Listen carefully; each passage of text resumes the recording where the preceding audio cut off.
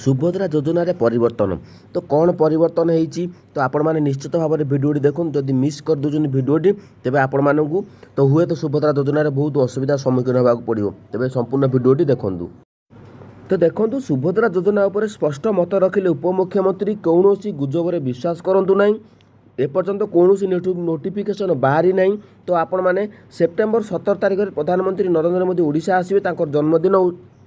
तो से दिन ही शुभारंभ हम तापर गाइडलाइन प्रस्तुत हम तो कौ मानक मिल ऑनलाइन हम कि ऑफलाइन मिल तो केमी कौन सब संपूर्ण डिटेल्स आसो ता पूर्व अनेक गाँ गाँव में बुलिले तो आपण मैंने न्यूज में देखुवे जेहेतु दलाल मैंने सक्रिय हो सारे कारण आपण मानक 50,000 टଙ୍କା दरकार तो निश्चित भाव में मुझे सब कही तो पंडा के भिडियो आपण मैंने देखा पाइबे तो सबुबले मुझे आपण प्रत्येक भिडियो कही आपण डॉक्यूमेंट गुड़िक ठीक करूँ तो कौन डॉक्यूमेंट बाहर करने मुझे आपण बाध्य करनी तो आपण निश्चित भाव में आपण आधार कार्ड जो ठीक करूँ आउ कि आपण करार ना तो नोटिफिकेशन आसी ना नोटिफिकेशन आसला माने आपण मानक निश्चित भाव में जन दिज्व तो गणमाध्यम खबर प्रसारित हम ता सहित